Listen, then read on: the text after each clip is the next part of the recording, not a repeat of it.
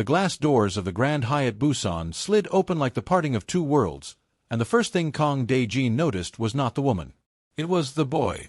He stood in the middle of the marble lobby, small, composed, wearing a navy blazer over a white shirt, his hands clasped behind his back like a man 3 times his age. He was 6 years old, but there was nothing childlike about the way his eyes moved. They swept the room slowly, methodically, the way a chess grandmaster reads a board before touching a single piece. He was not lost. He was not looking for his mother. He was simply observing. And then his eyes landed on Dae-jin. He did not look away. Most grown men looked away from Kang Dae-jin. Senators, judges, corporate rivals with armies of lawyers and decades of experience. They all found somewhere else to look when Dae-jin's gaze settled on them. But this boy, this small, dark-skinned boy with sharp Korean eyes and a posture that belonged in a boardroom, held his stare without blinking. Dae-jin felt something shift in his chest, something he had not felt in years. Then the boy began walking toward him. Not running, not skipping the way children do. Walking deliberately. Each step measured, his eyes never leaving Dae-jin's face. The lobby was full, hotel staff gliding between guests, businessmen murmuring into phones, a pianist somewhere playing something soft and forgettable, but the noise seemed to fall away as the boy closed the distance between them. He stopped 3 feet away and tilted his head slightly. "You have been staring at my mother," he said in clean, unaccented English, "for exactly 12 minutes. Most people stare because they recognize someone. But you are not smiling, and you are not moving. So it is not recognition that is making you stare." He paused. "It is guilt." The entire lobby did not stop. But Dae-jin's world did. He looked across the room, and there she was. Amarachi Nwoi. 7 years older. Her natural hair pinned up in an elegant twist, a charcoal blazer fitted perfectly over her frame, a leather portfolio tucked under one arm. She was speaking to the concierge, her back slightly turned, completely unaware that the boy had wandered from her side. She looked like exactly what she had become, a woman who had rebuilt herself from nothing and made it look effortless. And she was the only woman Dae-jin had never been able to forget. His throat tightened. The boy was still watching him. 7 years ago, the boy said quietly, his voice dropping just low enough that only Dae-jin could hear, "Someone made my mother cry every night for 3 months. She thought I was asleep. I was not." His eyes did not waver. "Are you the reason she cried?" Before Dae-jin could find a single word, and Kang Dae-jin, a man known for always having the right words, the boy's gaze flicked briefly to his face, then back to his mother across the lobby, then back to him again. And in that one movement, Dae-jin saw it. The shape of the eyes. The sharp line of the jaw beneath dark skin. The quiet, unsettling intelligence. He saw himself. Before we go any further into this story, we want to pause for just a moment and ask you something. Somewhere in the world right now, you are watching this, and we genuinely want to know where. Drop your country or city in the comments below, because these stories travel further than we ever imagined, and it means everything to know how far. If you are new here, hit that subscribe button now, because stories like this one are what we do, and you do not want to miss what comes next.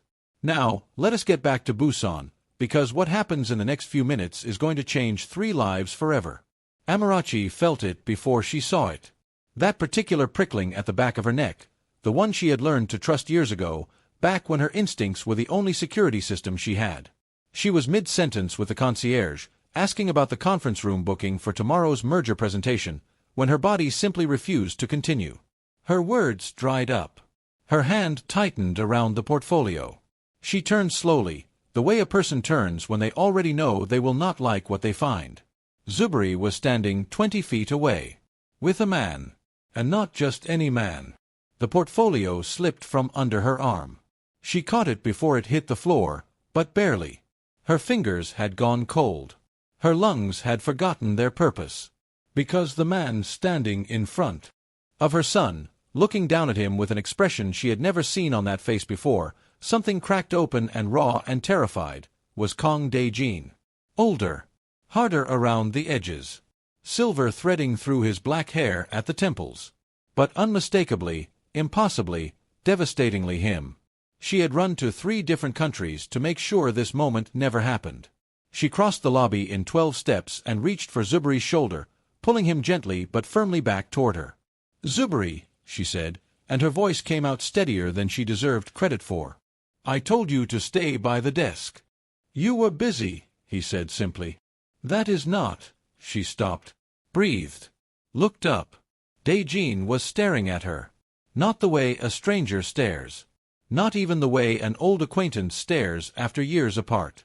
He was staring at her the way a man stares at something he thought he had lost forever and cannot fully believe is standing in front of him.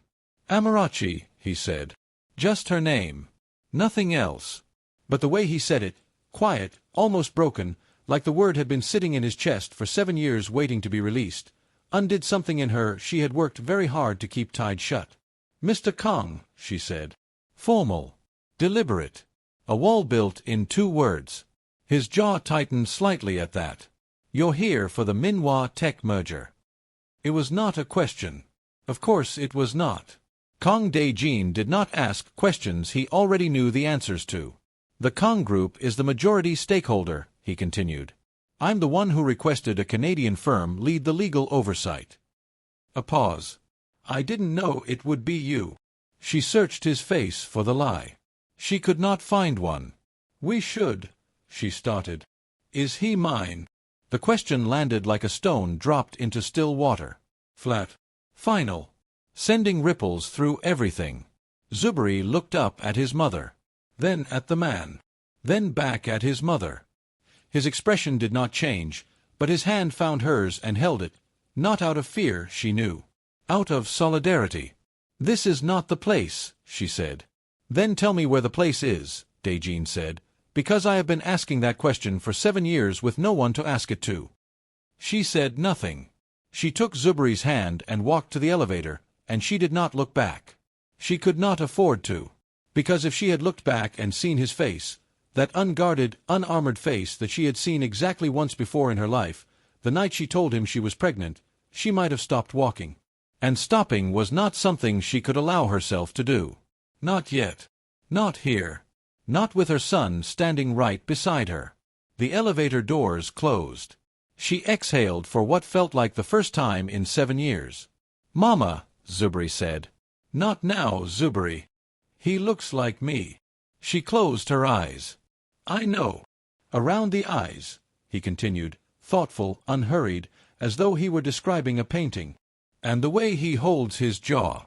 I do that too when I am thinking about something difficult. Grandpa Chaik says it is a habit I picked up from nowhere. But it is not from nowhere, is it?" She pressed the button for the 14th floor and stared at the doors. "Mama." "Zuberi, please." "I am not upset," he said quietly. "I just want to know the truth. I have always wanted to know the truth. You know that about me."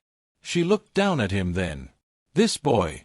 This impossible, extraordinary, tender boy who had come into her life and rearranged everything she thought she knew about strength.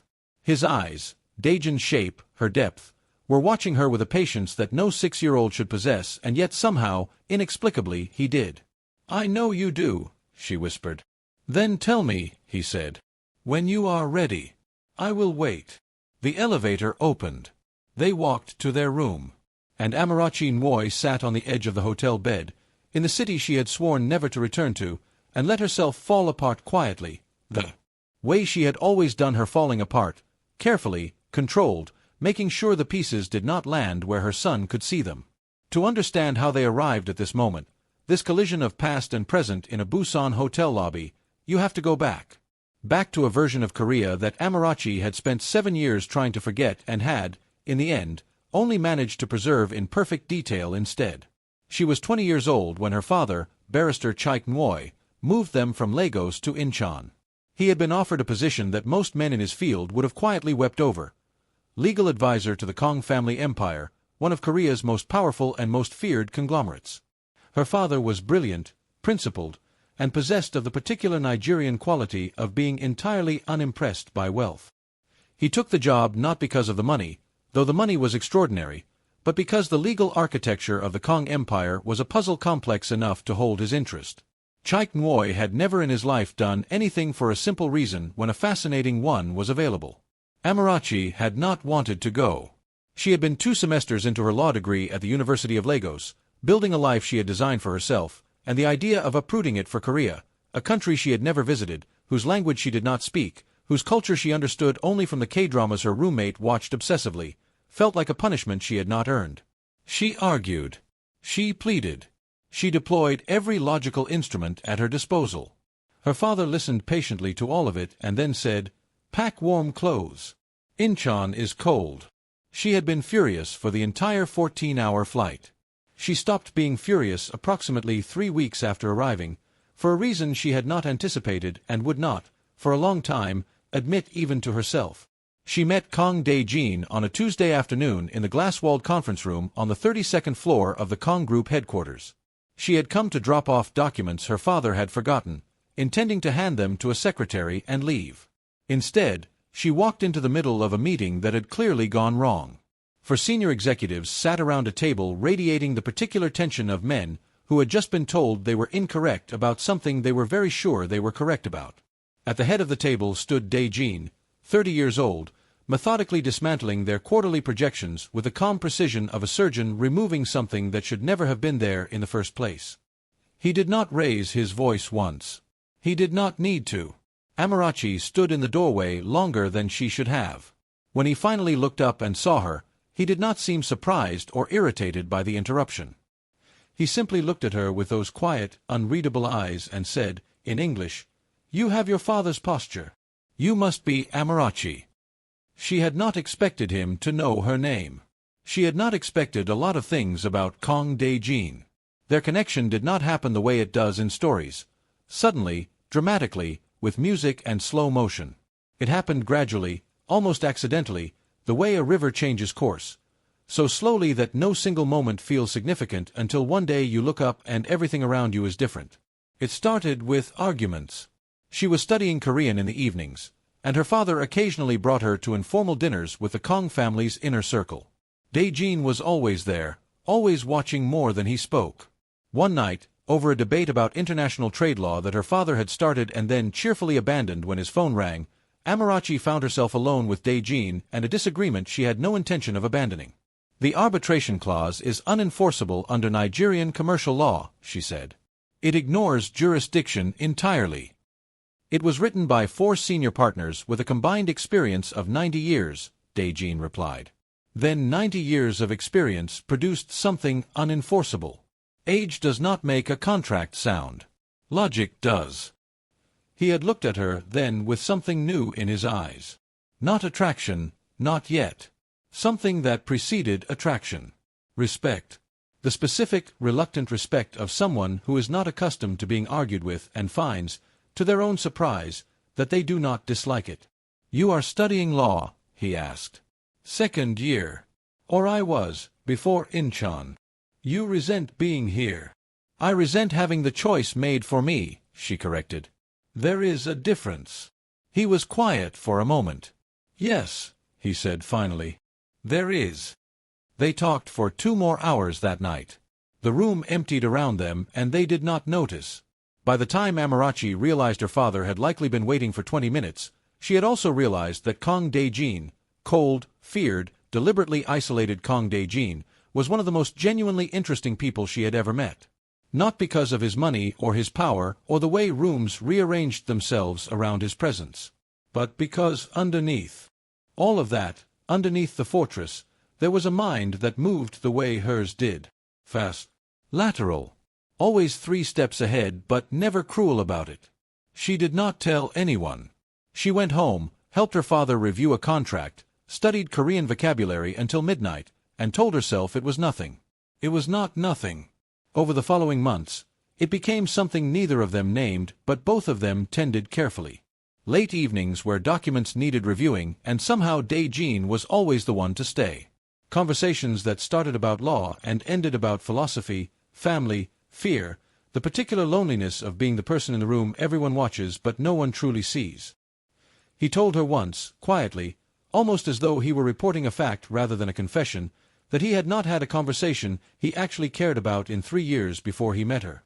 "That is the saddest thing I have ever heard," she said. "It is honest," he replied. "Honesty and sadness are not mutually exclusive," she said. That is actually the saddest thing about honesty. He had almost smiled.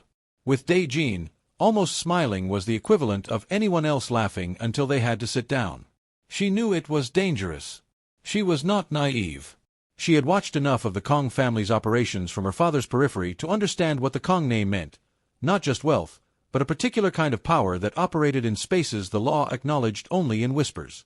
Dae-jin's father, the patriarch, was a man who treated people as instruments. His mother had died when he was 11, and the family had not grieved so much as reorganized. Everything in the Kong world was strategic. Everything had a cost. And Dae-jin, for all his quiet gentleness with her, was still a product of that world. She knew.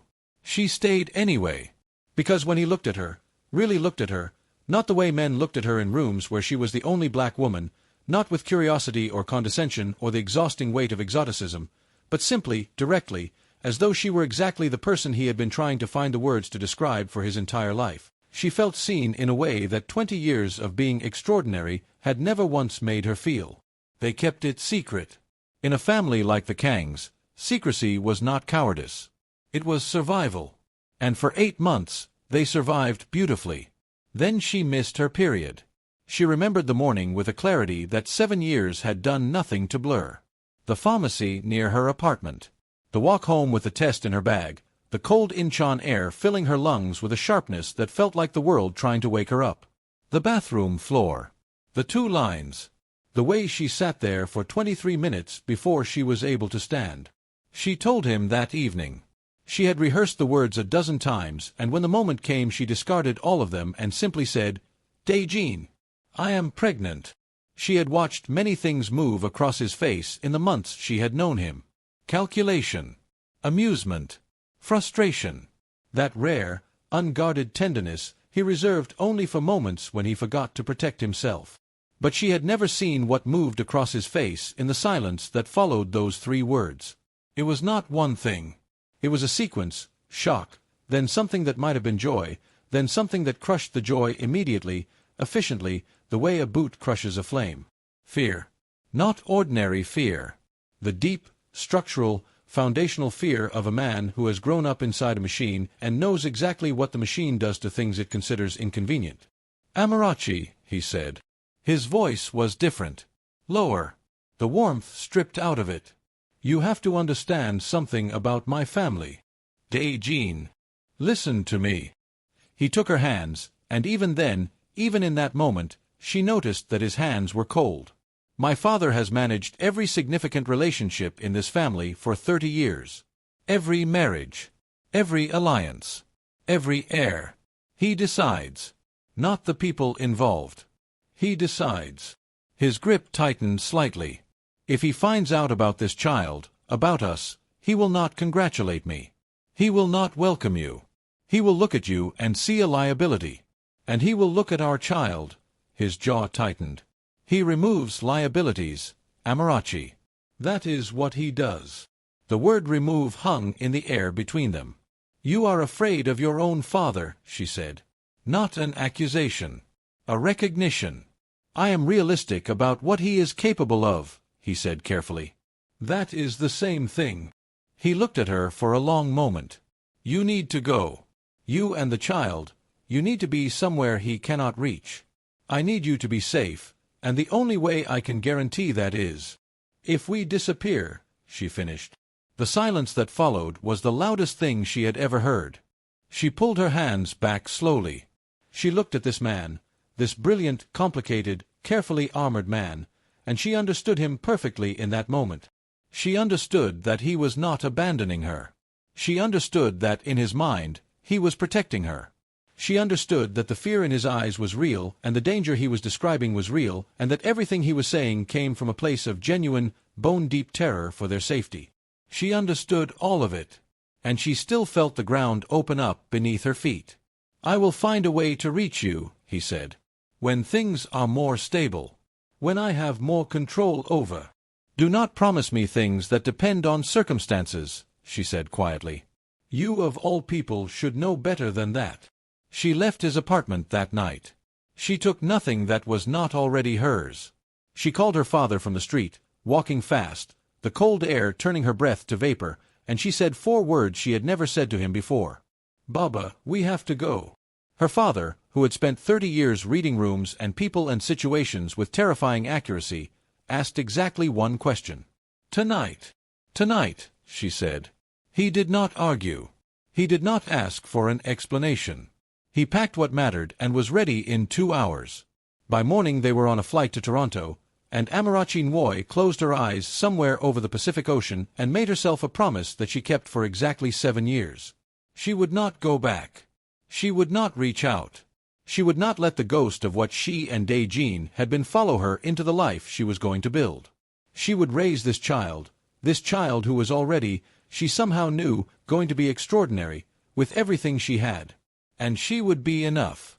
She would be more than enough. She was. Toronto in winter is not a kind city to someone arriving with 2 suitcases, a broken heart, and a pregnancy that has not yet been told to anyone outside the immediate family. But Amarachi Nwoi was not built for kind cities.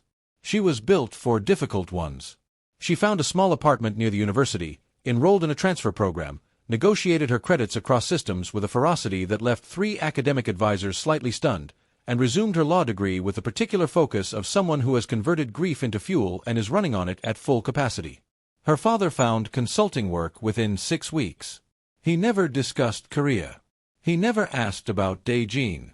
What he did, every single morning without fail, was make her tea, the way her grandmother had made it, with ginger and a particular heaviness of sweetness, and leave it on her desk before she woke up. It was the smallest thing. It was the thing that kept her together more mornings than she would ever tell him. Zuberi Adewale Nwoi was born on a Thursday in March, in a Toronto hospital where the nurses marveled at how calm his mother was during labor and did not know that the calmness was not peace but a decision. He arrived at 7 pounds and some ounces, with a full head of dark hair and eyes that opened, and immediately began examining the room with an expression of such focused alertness that one of the nurses said, half laughing, "This one already has opinions." He had opinions before he could talk. He had arguments before he could walk. By 18 months he was arranging his toys in patterns that had logic to them, not random, not decorative, but systematic. By 2.5 he was asking questions that required Amarachi to sit down before answering. At 3, he told her father during a dinner conversation about the election on television, "The problem is not who wins, Grandpa. The problem is that everyone is asking the wrong question." Chaik Nwoi had put down his fork and stared at his grandson for a full 10 seconds before looking at his daughter with an expression that said, simply and with complete sincerity, "What have you made?" He was not a perfect child. Amarachi was careful never to let herself believe that. It would have been the easiest mistake, and the most damaging. Zuberi struggled with friendships in ways that broke her heart quietly and regularly. He was too direct.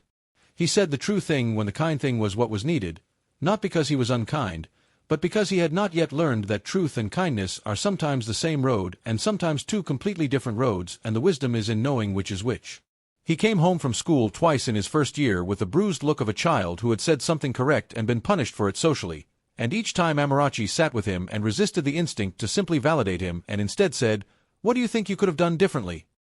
Because she was raising a human being, not a legend. She wanted him to be both intelligent and good. She understood that those 2 things do not automatically arrive together. He also cried at films. He was fiercely loyal to the 3 friends he eventually made. He was terrified of large dogs despite all rational understanding that his fear was statistically unwarranted. He saved half his pocket money every week without being told to. He called his grandfather every Sunday without exception and always began the call with, "Grandpa Chaik, what is the most interesting thing that happened to you this week?" Because he had noticed, at age 5, that his grandfather lit up when asked about interesting things and dimmed slightly when asked about ordinary ones. He also asked about his father. Not constantly, not dramatically, but with the same steady, patient persistence he applied to everything else he wanted to understand. He began at 4, simply, "Mama, where is my father?" She had told him, carefully and truthfully, that his father was in Korea, that they had been very important to each other, and that life had made it complicated. He had accepted this with the solemnity of a child filing information for future reference. At 5, he asked, "Did he know about me?" "He knew I was pregnant," she said. "We separated before you were born." Did he want to know me? She had paused for a long time on that one. I think, she said finally, choosing each word like it cost her something, that he was afraid. And sometimes fear makes people make choices they would not make if they were braver. Are you afraid of him? She had looked at her son then, 5 years old, watching her with those old eyes, and decided that the least she could do was give him the truth. Not of him, she said. Of what being near him could mean for us. He had nodded, as though this was a satisfactory and sufficiently complex answer, and gone back to his book. And then the Minhwa Tech merger arrived. It arrived in the form of a senior partner appearing at Amarachi's office door on a Tuesday afternoon, wearing the expression of someone about to offer something that sounds like an opportunity but is structured like a trap. The merger was enormous, a multi-billion-dollar technology consolidation that would restructure 3 major Korean tech firms under a single umbrella. The legal complexity was extraordinary. The client required a Canadian firm to lead oversight due to cross-border regulatory concerns. And specifically, the client had requested, by name, the partner said, with the particular delicacy of someone who knows the information is loaded, a bilingual legal specialist with both Nigerian and Korean market experience. There were 3 such people at the firm. The other 2 were unavailable. Amarachi had sat very still for a moment. Which client? She asked. The partner had told her. The Kong Group. She had stared at the folder on her desk for 11 seconds. She counted. Then she said, I'll need to review the terms, and her voice gave away absolutely nothing, which was the greatest professional achievement of her career, and she received no award for it. She tried to find a way out for 2 weeks. She reviewed every conflict of interest clause in the firm's ethics code. She considered declaring a personal connection and recusing herself, but a personal connection required explanation, and explanation required disclosure, and disclosure opened doors she had sealed shut for 7 years. She considered fabricating a scheduling conflict and immediately dismissed it because Amarachi Nwoi did not lie, even when lying would be entirely reasonable and convenient and possibly the only sane option available. She accepted the assignment. She told herself it was professional. She told herself she was a different person from the 21-year-old who had fled Incheon with nothing but her father's steadiness and her own determination. She told herself that she could walk into a room with Kong Dae-jin and be a lawyer, just a lawyer, executing a legal mandate, nothing more. She almost believed herself. Zuberi, when informed they were going to Korea, had gone very still in the particular way he went still when he was processing something significant. Then he had said, "For how long?" 3 to 4 weeks, she said. "Can I come?" "Zuberi, you have school." "It is spring break next week, and then I have 2 weeks before term resumes." "That is 3 weeks. And Grandpa Chaik says Korea has excellent libraries." He looked at her steadily. "I want to come, Mama." She had asked him why, even though some part of her already knew. "I want to understand where you come from," he said. "The part of your past that you keep behind a door. I think I am old enough to stand near that door now." She had enrolled him in a short-term international learners program in Busan that a colleague recommended. She told herself it was practical. She told herself his presence would ground her, keep her professional, keep her focused. She did not tell herself the real reason, which was that some quiet, treasonous corner of her heart believed that if she was going to walk back into the world she had run from, she did not want to do it alone. And now they were here. Busan. The Grand Hyatt. Marble floors and the smell of expensive air and the ghost of everything she had been trying to outrun sitting across the lobby with his eyes locked on her son's face. That night, after Zuberi was asleep, she could always tell when he was genuinely asleep because his breathing changed pattern, something she had tracked obsessively in his infancy and never stopped. She sat at the desk by the window and looked out at the city lights over the water. Busan at night was beautiful in a way that felt almost unkind. Too much light. Too much water. Too much of a reminder that the world did not care about the smallness of her catastrophe. Her phone buzzed. She looked at the screen. An unknown Korean number. She knew before she answered. Amarachi. His voice was quiet. Careful. As though he was aware that she might hang up at any moment and was choosing every syllable to prevent it. She did not hang up. She also did not speak. "I know this is not the call you want," he said. "I know you had reasons for leaving." "I know." He stopped. Collected himself in that way he had, that brief gathering in of breath and composure. I know I gave you those reasons. I'm not calling to argue about that. Why are you calling? She said. Silence. And then, is he mine, Amarachi? Please. Just tell me that. She looked at the window. At her own reflection. At the dark water behind her reflection. At the lights. She thought about what it cost to carry a secret for 7 years, the weight of it, the shape of it, the way it had become so integrated into the architecture of her life that she sometimes forgot it was there until a moment like this one reminded her that it was not a foundation. It was a fault line. Yes, she said. He is yours. The silence on the other end of the phone was the kind that has texture. The kind that breathes. His name, Dae-jin said finally. His voice was different. Not broken. He was too controlled for broken. But something had opened in it. Something that had clearly been closed for a long time. Zuberi, she said. Zuberi Adewale Nwoy. What does it mean? Zuberi. She paused. It means strong, she said. Another silence. Longer this time. And then, so quietly she almost missed it. He is. Isn't he? It was not a question. She pressed her hand flat against the desk and breathed through her nose and said nothing. I want to meet him, Dae-jin said. Properly. Not in a lobby. Not with you on one side and me on the other, and his eyes reading us both like a book he has already mostly solved. For the first time, there was something almost like wonder in his voice. He is extraordinary, Amarachi. I know what he is, she said. I made him. I know you did. And the way he said it, without jealousy, without resentment, just simple, absolute acknowledgement of what she had done and what it had cost her, hit her somewhere she was not prepared for. 3 conditions, she said. Because she was a lawyer and lawyers build structures around dangerous things. Public places only. No pressure.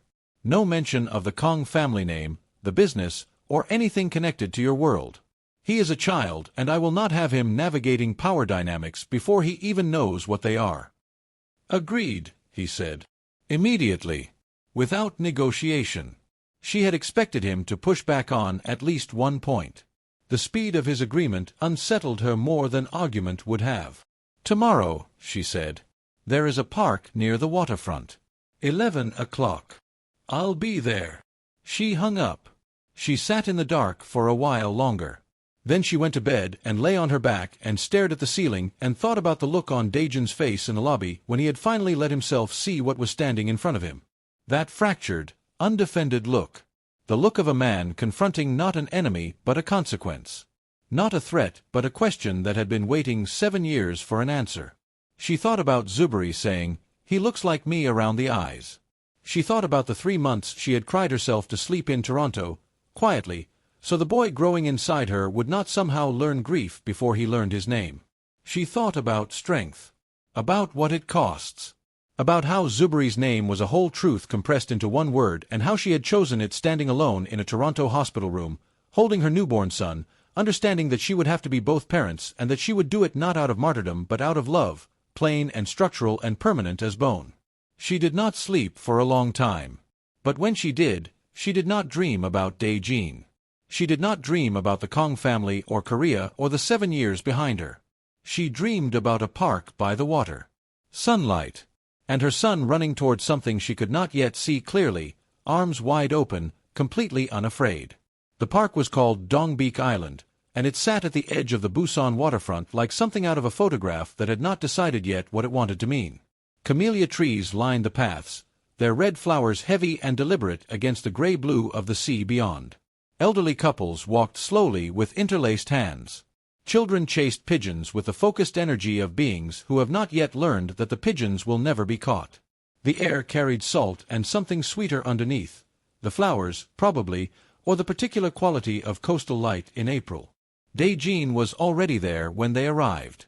He was standing at the railing overlooking the water, his back to the path, his hands clasped behind him in a posture so similar to Zuberi's default stance that Amarachi felt it like a small collision in her chest. He was not in a suit. He wore dark trousers and a simple charcoal coat, and he looked, she searched for the right word and found it with some reluctance, human. More human than she had seen him look in 7 years of memory. Zuberi noticed the posture too. He said nothing, but his hand tightened briefly on Amarachi's before releasing it. He was reading the situation. Filing things. Dae-jin turned as they approached. He looked at Zuberi first. He could not seem to stop doing that, his eyes going immediately to the boy, drinking in detail with the focused hunger of someone making up for lost time in whatever unit of time they have available. "Good morning," he said. And then, directly to Zuberi, with none of the talking to a child softness that Zuberi tolerated with quiet contempt, "I owe you an apology." Zuberi tilted his head. "For staring at my mother?" "For many things," Dae-jin said. "Staring at your mother is the smallest of them." Zuberi considered this. "An apology for unspecified things is not really an apology," he said. "It is more of a general acknowledgement of culpability." Amarachi made no sound. Dae-jin blinked once. Then, and she saw it happen, genuinely and without performance, the corner of his mouth moved. "You're right," he said. "I'll be more specific when I've earned the right to be." Zuberi looked at him for a long moment. Then he said, "There is a chessboard at that cafe." He pointed. "Do you play?" "I do," Dae-jin said. "Are you good?" "I've been told I am." "Everyone who plays chess thinks they are good," Zuberi said. "The board will tell us the truth." He walked toward the cafe with the unhurried certainty of someone who has just set an agenda and expects it to be followed. Dae-jin looked at Amarachi. She looked back at him. "He is," Dae-jin said quietly, "the most extraordinary person I have ever met." "He is 6, she said. "Yes," Dae-jin said. "Imagine what he will be at 60. She looked away before her face could say something she was not ready for it to say. "Do not make promises," she said. "Not to him. Not yet." "I know," he said. "I know." And he did not follow it with anything else, and somehow that restraint was harder to resist than any argument he could have made. They walked to the cafe. They sat at the table with the chessboard. Zuberi arranged the pieces with practiced efficiency and looked up at Dae-jin and said, "White or black?" "White," Dae-jin said. "Then you go first," Zuberi said. "Let us see how you think." The game lasted 40 minutes. Dae-jin was good, genuinely, formally good, the kind of good that comes from years of disciplined study. He opened with the Queen's Gambit and watched with visible interest as Zuberi, without hesitation, declined it in a way that was technically correct and stylistically unusual. They played in near silence for the first 20 minutes, the kind of silence that is not empty but layered. Amarachi sat with her coffee and watched them and tried not to feel anything and failed completely. At move 23, Zuberi took Dae-jin's knight with his bishop and looked up. "You sacrificed your knight on purpose," he said. "You wanted me to take it. You are building something 3 moves from now." Dae-jin regarded him steadily. "What do you think I'm building?" "A trap," Zuberi said. "For my queen. But I think," he studied the board, "I think you have made an assumption about what I will do next that is incorrect." "What assumption?" "That I will protect my queen," Zuberi said. "Most players would. But my queen is more useful as bait than as a protected piece in this position."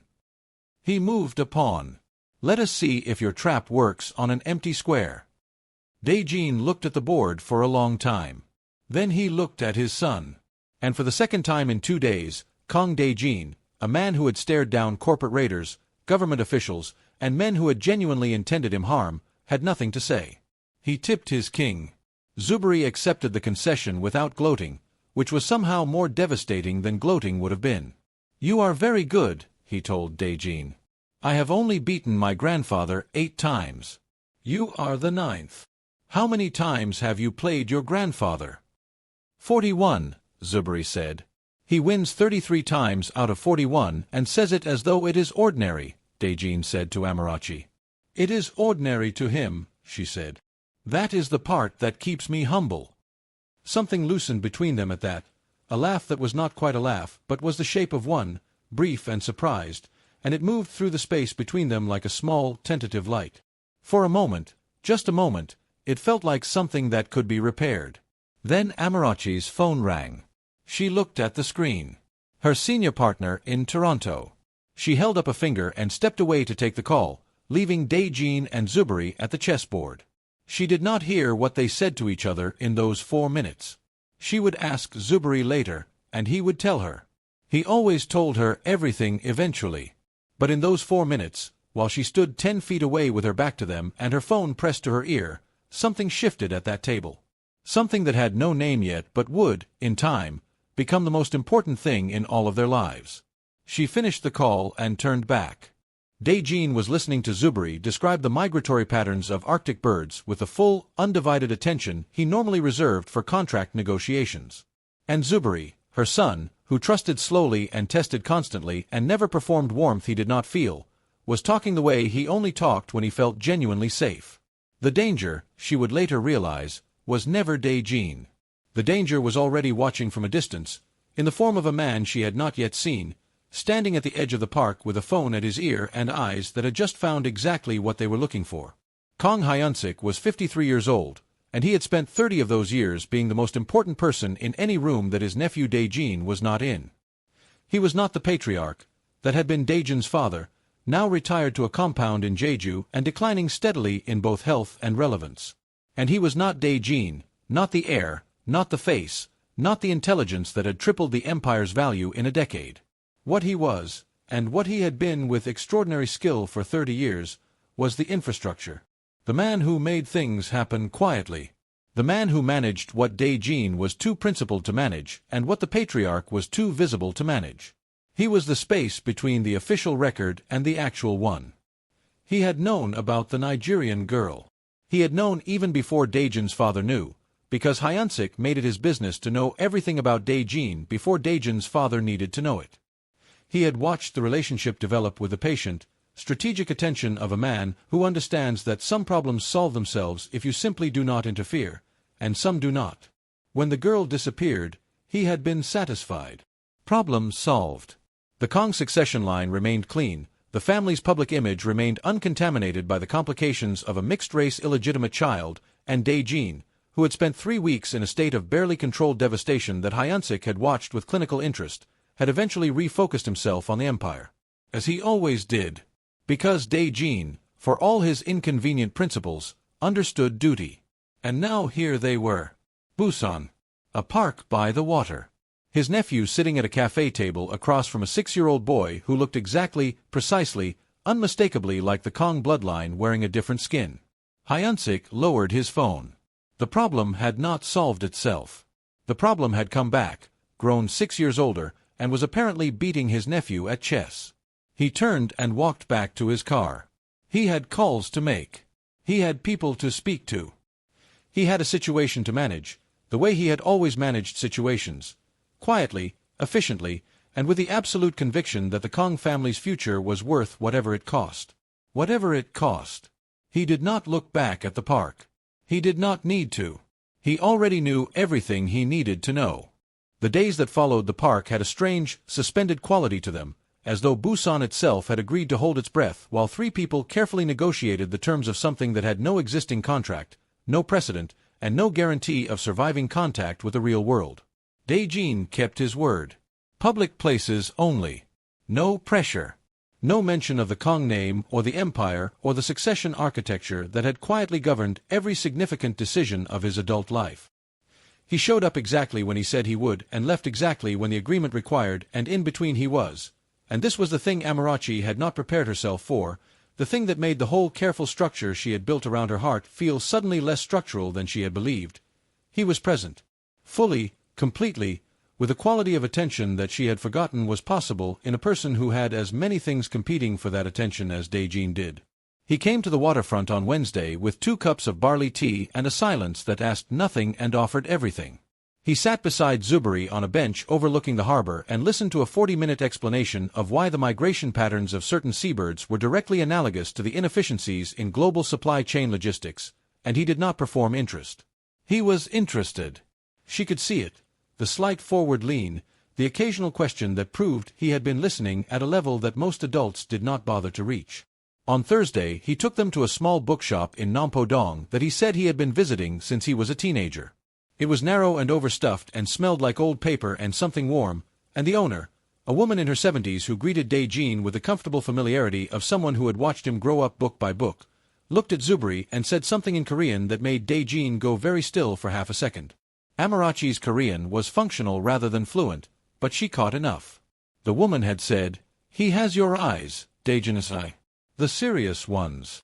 Dae-jin had answered quietly, and the woman had nodded and said nothing more, and Zubri had already disappeared into the children's section and was pulling books from the shelf with the focused joy of someone who has found their natural habitat and intends to stay there indefinitely. Amarachi bought him 4 books. Dae-jin paid before she could reach her wallet. She looked at him. He looked at her. Neither of them made it into an argument. It was too small a thing to argue about, and they were both old enough to know that the small things were sometimes just small things and sometimes the architecture of something much larger, and neither of them was ready yet to name which this was. On Friday evening, sitting outside a pojamaka near the university district with pojamaka tents glowing orange around them and the smell of tteokbokki in the air, Zubri put down his cup of sake and looked at Dae-jin with the expression Amarachi privately called his assessment face, the one that meant he had been processing something for a while and had arrived at a conclusion he was now ready to deliver. "I have a question," he said. "All right," Dae-jin said. "Why did you let her leave?" The street noise continued around them. A vendor called something nearby. Somewhere a phone played a fragment of music. But the three of them were in their own atmosphere, and in that atmosphere the question sat like a stone that had been dropped from a very great height. Dae-jin set down his cup. He looked at Zubri with the same directness the boy had offered him from the very first moment in the lobby, not managing the conversation, not calculating the safe answer, but actually meeting the question where it lived. "I was afraid," he said. "Of what?" "Of my family." A pause. "Of what they would do. To your mother. To you, before you were even born. My family has a long history of treating people as pieces on a board rather than as people. I grew up inside that. I knew what it looked like when they decided something was a problem." He looked at his hands briefly. "I did not want your mother to become a problem they needed to solve." Zubri was quiet for a moment. "So you chose fear over love," he said. "I told myself I was choosing safety," Dae-jin said. "I understand now that it is not always a different thing." "It is never a different thing," Zubri said, with the certainty of someone who has thought about this more than anyone should have to at 6 years old. "Fear always tells you it is protecting you. That is how it stays." Dae-jin looked at this boy. His son. The word was still detonating slowly in his chest every time he let himself think it, and something in his expression shifted in a way that had nothing to do with composure or strategy or the 1,000 layers of armor he had spent a lifetime building. It was just grief. Clean, direct, human grief for the years that had been lost, and the boy who had grown inside them, and the woman who had carried all of it alone. "You are right," he said. "You are absolutely right." Zubri nodded once, as though this were a satisfactory answer that had been logged and filed. Then he picked up his cup again and said, "The tteokbokki here is better than Toronto's," and the conversation moved on, and the stone that had been dropped settled somewhere at the bottom of all of them, and none of them pretended it had not landed. Walking back to the hotel that night, Zubri between them on the pavement, Amarachi felt the particular terror of hope. Not the terror of bad things. She had managed that for 7 years. It was familiar. She knew its shape. This was different. This was the terror of good things that could still go wrong. Of something being rebuilt that could still fall again. Of wanting, after years of training yourself out of wanting, and finding that the training had a limit. She did not say any of this. She looked straight ahead and walked and let her son's hand rest in hers and counted her breaths the way she had learned to do in the first terrible months in Toronto, and she told herself that whatever happened next, she had already survived the hardest version of this story. She had already come through the fire. Whatever Busan brought, she was not the 21-year-old who had fled it. She was Amarachi Nwoi, senior partner track, mother of Zubri, daughter of Chaik. She was built from better materials than fear. She almost believed it. Then her hotel room phone rang at 11:15 that night, and everything she had been carefully constructing came apart with a single sentence. The caller did not introduce himself. He did not need to. His voice had the quality of someone who has spent decades making calls that other people dread receiving. Smooth, unhurried, carrying the particular confidence of a man who has never in his professional life been told no and made to accept it.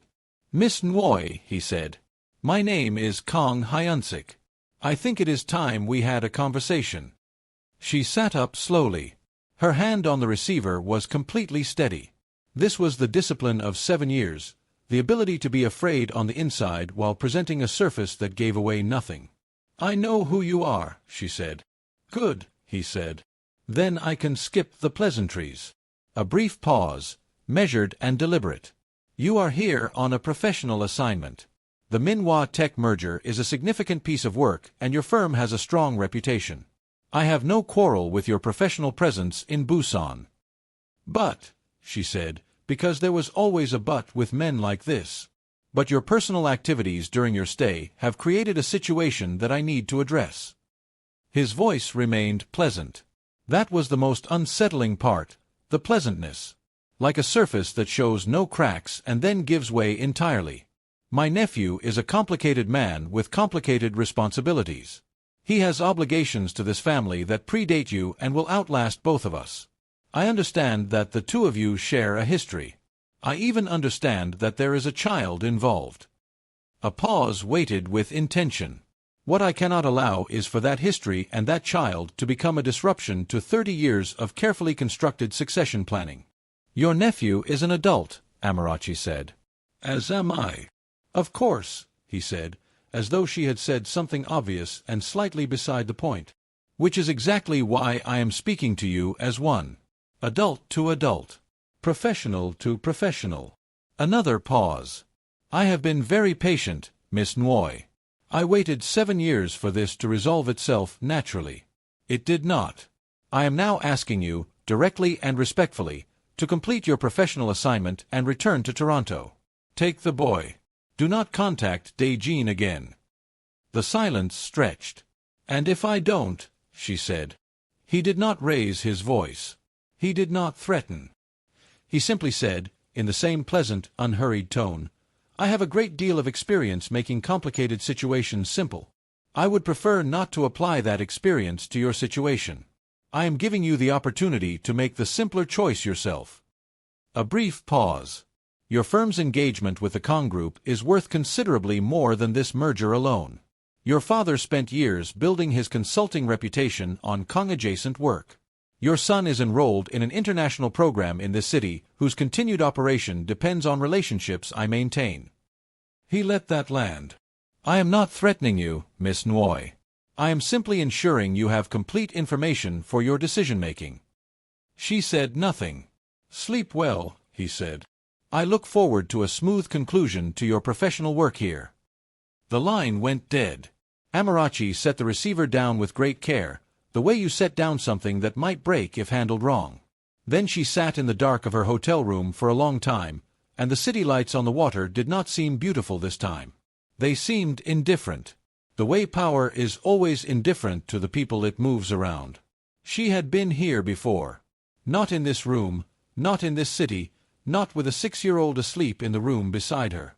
But she had been in this place, the place where someone with more resources than her pointed at the road she was standing on and quietly, pleasantly, professionally informed her that the road ended here. 7 years ago she had taken the other road. She had packed and run and rebuilt and survived and built something extraordinary from the rubble, and she did not regret a single brick of it. But she also knew, sitting in this dark room with Hyunsik's pleasant voice still in her ear, that running had not ended the story. It had only delayed this moment. You could not outrun a story that had your son's face in it. She called Dae-jin. He answered on the second ring, which meant he had not been sleeping either. Amarachi. Your uncle called me, she said. The silence on his end was the specific, dense silence of a man who has just received information he both feared and expected and has not yet decided which feeling to lead with. What did he say? She told him. All of it. Precisely, accurately, the way she reported facts in a courtroom, without editorializing, without the emotion that was running underneath the words like a current under ice. She gave him the information and let him hold it. When she finished, he was quiet for a moment. Then he said, Are you frightened? I am many things right now, she said. I am trying to decide what order to be them in. Amarachi. His voice was different now. The careful, measured quality stripped away. I need you to listen to me. What my uncle is doing, this is not new. This is how he has operated my entire life. He finds the things that matter to people and he applies pressure to them like a hand on a scale. He has done it to board members. He has done it to politicians. He has done it to me. A pause. I have let him do it to me for 30 years because I told myself it was the cost of the empire. That some things required management, and he was the one who managed them, and I did not need to know the details. And now, she said. And now my son is one of the details, he said. The word son, deliberate, chosen, the first time he had said it out loud to her, landed in the space between them with the weight of everything it contained. And I find that I am no longer willing to not know the details. She pressed her hand flat on the desk. Dae-jin, I need you to understand something. I did not call you because I need you to rescue me. I called you because you have a right to know what is being done in your family's name and because decisions about my son, our son, are not going to be made by your uncle in a late-night phone call without my full knowledge and yours. I understand that, he said. Do you? She said. Because in 7 years the thing I never once doubted was my ability to protect Zuberi on my own.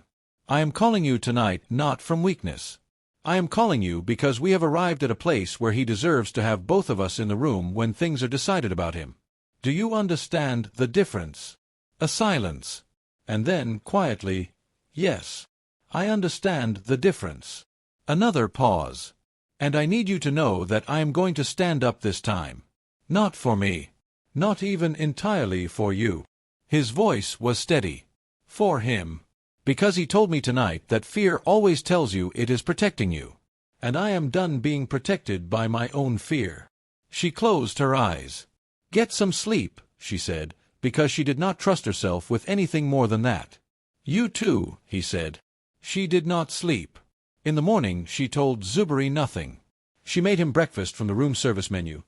He requested the one thing on it that approximated jollof rice, which was not jollof rice at all, but which he approached with the philosophical flexibility of someone who has learned to find the good in imperfect versions of beloved things. And she watched him eat and listened to him tell her about a book he had started the night before, and she filed away every detail of the morning because she was afraid, in the specific wordless way of a mother who senses weather before it arrives, that the next few days were going to require her to hold onto something solid.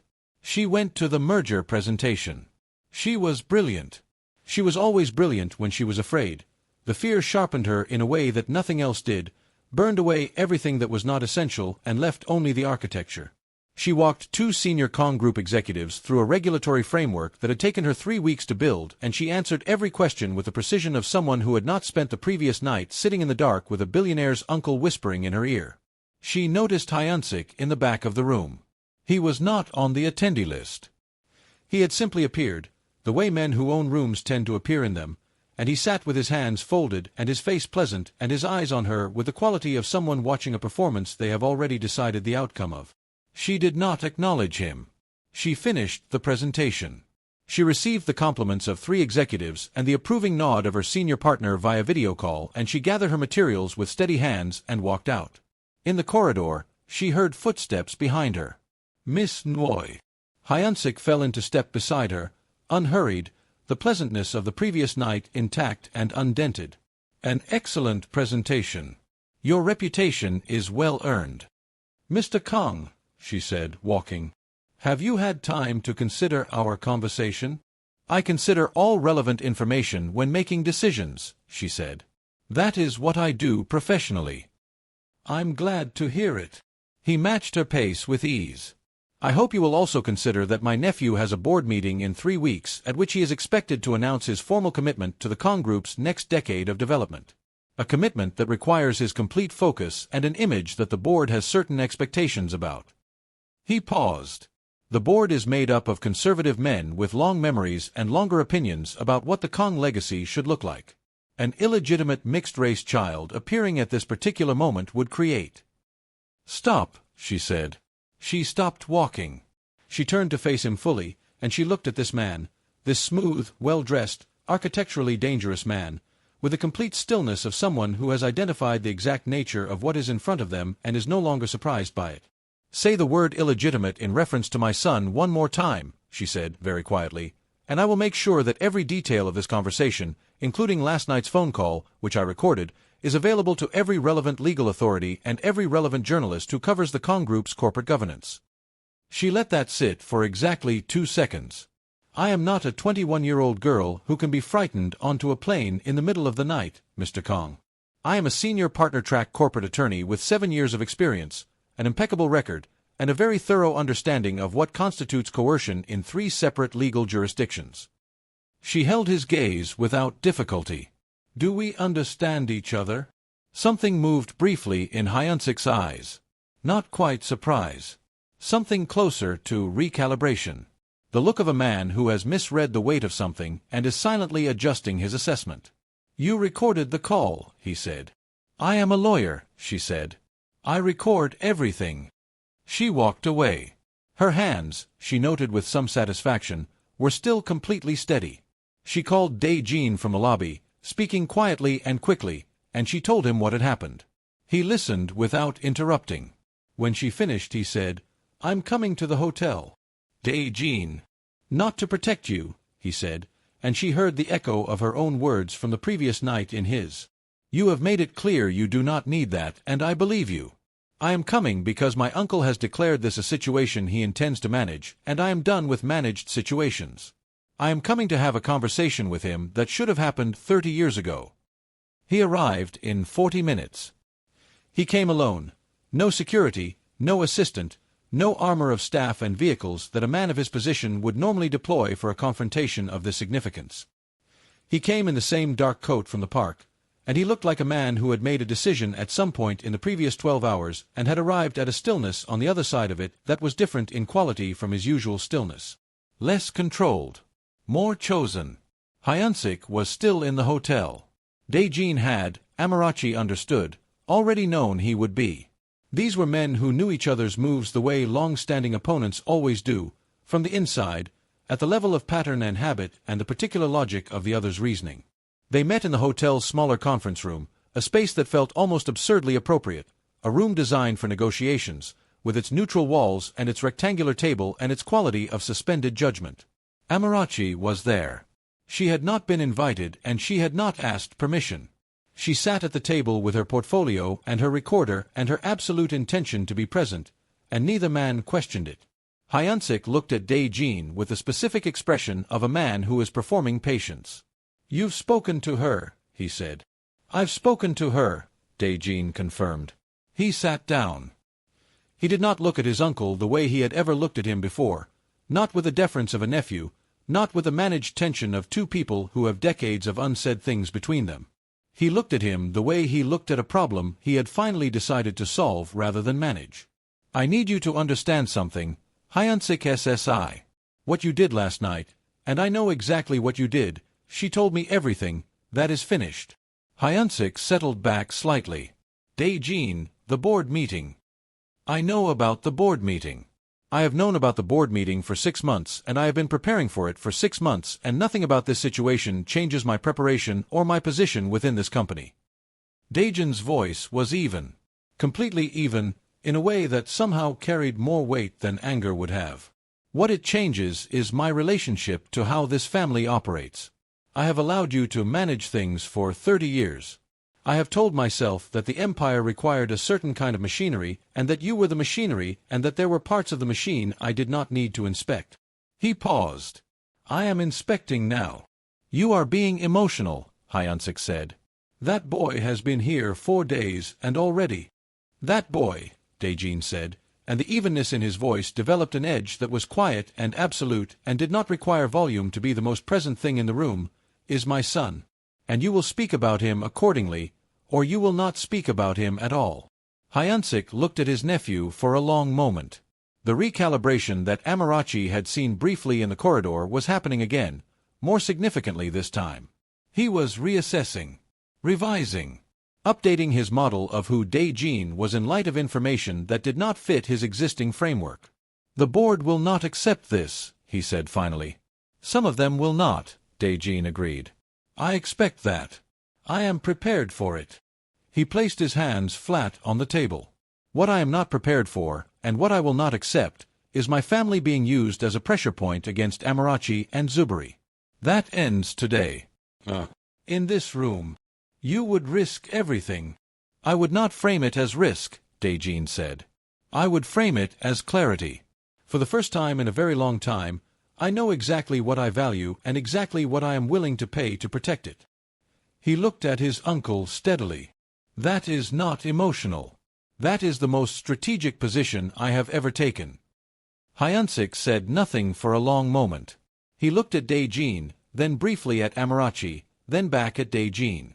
And something happened in that silence that Amarachi had not expected, something that was not defeat exactly, but was the shape of a man who has spent decades winning and has just encountered a version of losing that he cannot quite categorize, because it does not look the way losing is supposed to look. You understand, Hyunsik said slowly, that I have only ever done what I believed served this family. I know, Dae-jin said. I also know that for 30 years you have been the one deciding what serving this family means. That authority ends with what happened last night. He stood. We have a board meeting in 3 weeks. I suggest we spend the time between now and then ensuring that the Minhwa Tech merger closes cleanly, which requires Miss Nwoi to complete her assignment without interference. After that, you and I will have a longer conversation about the restructuring of certain responsibilities within the group. He looked at his uncle with a clarity that Amarachi found almost physically startling. Thank you for everything you have done. I mean that genuinely. And I need you to understand that I mean equally genuinely what I am saying now. He walked out of the conference room. Amarachi gathered her things. She stood. She looked at Hyunsik, who was still sitting with an expression she could not fully read, something between respect and something older and harder that did not have a clean name. He has been waiting to be that version of himself for a long time, she said. Not cruelty. Just truth. She walked out. In the corridor Dae-jin was standing with his back against the wall, and for just a moment, before he heard her and straightened, she saw him the way she had not seen him in 7 years, without the armor, without the performance of composure, just a man on the other side of the hardest thing he had done in recent memory, breathing through it. He looked up. Their eyes met. Are you all right? She asked. I think so, he said. I think that is the most honest answer I can give you right now. She nodded. It is a good answer. They stood in the corridor for a moment, not touching, not saying anything that needed saying yet, and the silence between them was the first silence in 7 years that felt like ground rather than distance. I want to tell Zuberi, Dae-jin said. Not everything. Not yet. But I want to tell him that I am not leaving. That I intend to be whatever he will allow me to be. Whatever you will allow. He looked at her carefully. I am not asking for forgiveness. I am not asking for what we had. I am asking for the chance to be present. For him. For whatever this is. For whatever it becomes. She looked at him for a long time. 7 years lived in that look, the Toronto winters, the law school nights, the morning she had held her newborn and made herself a promise, the 33 times Zuberi had beaten his grandfather at chess, the Arctic bird migration patterns recounted to a man who had listened with his whole self, the 12 minutes in a hotel lobby that had cracked 7 years open like a fault line finding its moment. He will decide what he allows, she said finally. He is not a passive participant in his own story. You know that about him by now. I do, Dae-jin said. I would not have it any other way. She almost smiled. No, she said. I don't imagine you would. They walked back down the corridor together, not quite side by side, not quite apart, in the careful way of two people who are rebuilding something in real time and understand that the rebuilding requires attention and patience and the willingness to not rush the parts that need to set before weight is placed on them. That evening they went back to Dongbeek Island. The 3 of them. The camellia trees were still heavy with red flowers, and the sea was still gray-blue, and the light was doing the thing April light in Busan does, going golden at the edges, making everything look like the last frame of something worth remembering. Zuberi walked between them on the path, not holding either of their hands, because he was 6 and independent and had opinions about being managed. But he was between them. And occasionally, when the path narrowed slightly, his shoulder would touch first one side and then the other, and he did not adjust away from either contact. They sat on the low wall by the water. Dae-jin looked at Zuberi for a long moment, and then he said, I want to tell you something. Zuberi looked up. I have not been here, Dae-jin said. For your whole life, I have not been here. That was not your mother's fault. And it was not your fault. It was mine. I made choices, and I told myself they were the right choices, but the result of them was that you grew up without your father, and I grew up without you. And I am sorry for that. Not a general apology. He looked at the boy steadily. I am sorry that I was not there when you asked your first question. I am sorry I was not there for the 41 chess games. I am sorry I was not there the nights you could not sleep, or the mornings you did not want to go to school, or whatever specific hard moments a 6-year-old has that I do not yet know about because I was not there to witness them. Zuberi listened to all of this without interrupting, which was unusual for him. He listened the way he listened when something mattered to him enough to receive it fully before responding. When Dae-jin finished, Zuberi was quiet for a moment. He looked at the water. Then he said, "Are you going to be here now?" "Yes," Dae-jin said. "If you will let me." Zuberi looked at him, then at his mother, then back at the water. The sea moved. The camellia trees behind them rustled in the April wind. Somewhere nearby a child laughed at something, and the sound came and went like a small, bright thing passing through. "I have a list," Zuberi said finally. Dae-jin blinked. "A list of questions. I have been keeping it since I was 4. 47 questions about my father." He looked at Dae-jin with that direct, level gaze. "If you are going to be here, you have to answer them. All of them. I will not ask them all at once. But you cannot refuse any of them." Dae-jin was quiet for 1 second. And then he said, "Agreed." "And you cannot lie," Zuberi said. "Even if the truth is uncomfortable. Especially if the truth is uncomfortable." "Agreed," Dae-jin said again. Zuberi considered this. He nodded once, with the gravity of someone who has just negotiated and closed a significant agreement. "Then I will allow it," he said. And then, with the particular timing of a child who knows exactly when to deploy the relief valve, he added, "Question 1. Why do you hold your jaw like that when you are thinking?" "Grandpa Chaik says I do it too. I think it might be genetic, but I want confirmation." Dae-jin looked at the boy. And then Kang Dae-jin, Korea's most feared billionaire, the man who had never once in a professionally documented interaction been seen to laugh, laughed. Quietly, genuinely, from somewhere real and unguarded, the way a person laughs when they are surprised by joy after a very long time without it. Amarachi looked at the water and felt something loosen in her chest that had been tight for 7 years. Not gone. She was not naive enough to believe that the weight of 7 years dissolved in a single April evening by the sea. But loosened. The way a knot loosens when you finally find the right thread and pull gently in the right direction.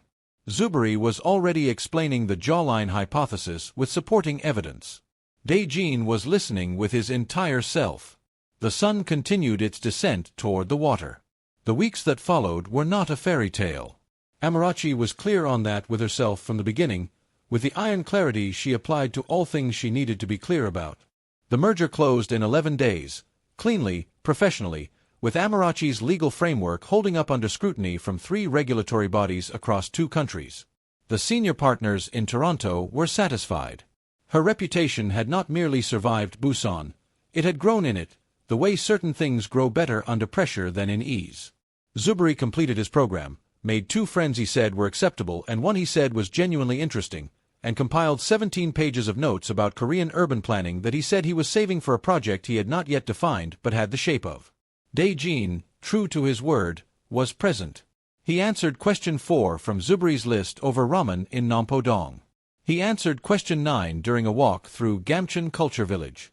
The brightly painted hillside neighborhood where Zuberi stood at the top and looked out over the rooftops and said it looked like a place that had decided to be beautiful on purpose, and Dae-jin had said that was exactly right, and then answered why he had studied economics instead of what he had actually wanted to study, which was, quietly and somewhat surprisingly, music. He answered question 12 via a long walk on the beach at Haeundae, and the answer was long and required several course corrections, and at the end of it Zuberi had said, "That is a more complicated answer than I expected," and Dae-jin had said, "Most honest answers are," and Zuberi had filed this information with the particular satisfaction of someone whose model of the world has been accurately updated.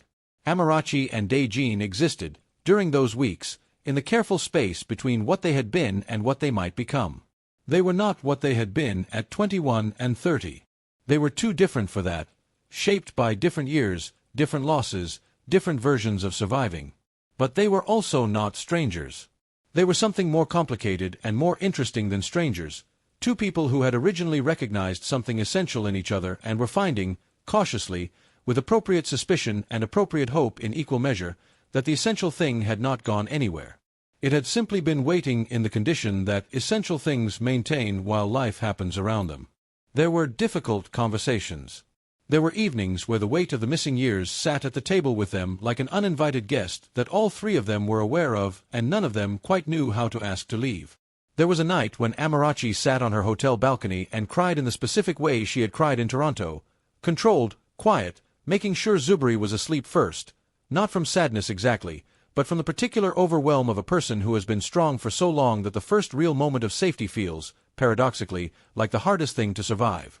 And Dae-jin, who had come to ask her something about the merger timeline and found her on the balcony with wet eyes that she immediately attempted to manage into professional composure, sat down beside her without being invited and without speaking and without doing anything except being present in the solid, undramatic way of someone who has finally, after a very long time, decided that presence is not a risk but a responsibility. She did not tell him to go. That was its own kind of answer. The board meeting was 3 weeks away when they left Busan. Dae-jin drove them to the airport himself. Zuberi sat in the back seat and worked through question 19 from his list, which concerned the specific details of how the Kong Group's shipping division operated and whether its routing algorithms were as inefficient as Zuberi suspected from the publicly available quarterly reports. Dae-jin answered with complete seriousness. Amarachi sat in the passenger seat and looked out the window at Busan going past. The harbor, the bridges, the city that had been a ghost for 7 years and was now, somehow, a place she had walked through and survived differently, and she let herself feel the leaving without making it mean too much or too little. At the departure gate, Zuberi shook Dae-jin's hand with great formality. "I have 31 questions remaining," he said. "I will be in Toronto in 2 weeks," Dae-jin said. "We can work through them then." Zuberi nodded. Then, in the way of children who have decided something and simply act on it without the lengthy self-consciousness that adults bring to the same impulse, he stepped forward and hugged him. Briefly. Firmly. The hug of someone who does not offer this easily and therefore means it absolutely when they do. Dae-jin's arms came around his son. 3 seconds. Maybe 4. And the expression on his face, Amarachi saw it over Zuberi's shoulder, unguarded and undefended and entirely human, was not triumph or relief or even happiness exactly. It was something quieter. Something that looked like a man receiving, for the first time, a thing he had not known he had been starving for. Zuberi pulled back. "Safe journey," he said. A phrase he had learned from his grandfather. "You too," Dae-jin said. Then he looked at Amarachi. And 7 years and 2 countries and 1 extraordinary boy and 1 impossible April in Busan all lived in that look, and neither of them tried to summarize it because some things are beyond the summarizing, and they both knew that. 2 weeks, he said. 2 weeks, she said. She took Zuberi's hand and they walked through the gate, and she did not look back this time either, but for an entirely different reason. Not because looking back was too painful. Because she was walking forward, and the forward had substance now, had something in it besides just her own determined stride, and she wanted to feel that. She wanted to let it be real. On the plain, somewhere over the East Sea, Zuberi looked up from his book and said, "Mama." "Yes. I think he is going to be all right," he said. "As a person. He has work to do. But I think he is going to be all right." She looked at her son, at the shape of his eyes, which were Dae-jin's and hers simultaneously and entirely his own, at the jaw he held when he was thinking, which was apparently genetic and confirmed, at the book in his hands and the 31 questions in his mental filing system and the 3 weeks of Busan behind him that he was already, she could see, beginning to organize into understanding. "I think so too," she said. He nodded. He went back to his book. She looked out the window at the sky above the clouds, that particular blue that exists only up here, pure and immense and belonging to no country, and she thought about strength. The word in her son's name. The thing she had tried to be, every day, for 7 years. And she thought that maybe this was what it had been building toward all along.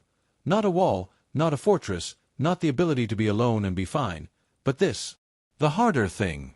The thing that required more strength than any wall ever had. The willingness to let someone back in. the willingness to let the story continue. She closed her eyes.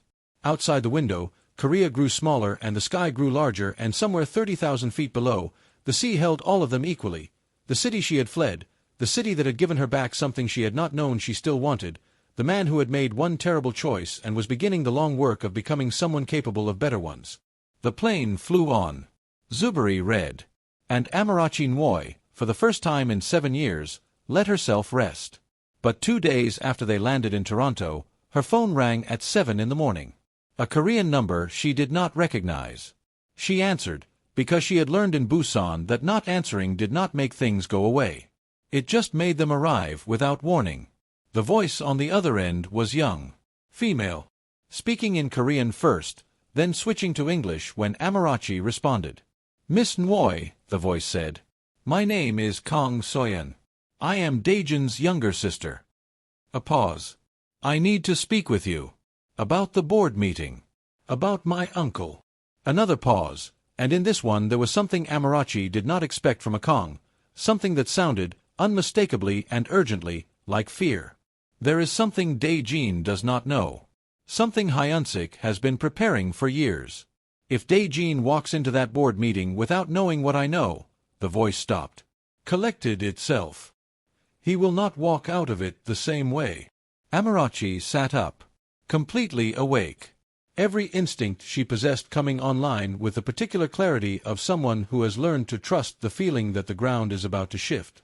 Tell me, she said.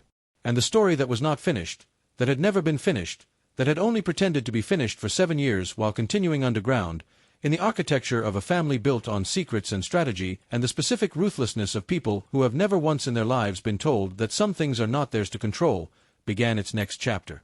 If this story reached something inside you, if you felt the love, the fear, the weight of choices made in the dark and the courage it takes to make better ones in the light, then you already know this is the kind of storytelling that stays with you. We pour everything into these stories, and knowing that you watched until the very last word means more than we can say. So if you are feeling generous right now, hit that subscribe button, because there is so much more where this came from and you do not want to be the person who misses what comes next. Leave a comment telling us your favorite moment from this story. We read every single one, and your words genuinely fuel the next one. And tell us where in the world you are watching from, because these stories travel to places we never imagined, and every city, every country in those comments reminds us why we do this. Until the next story finds you, stay rooted, stay open, and stay well.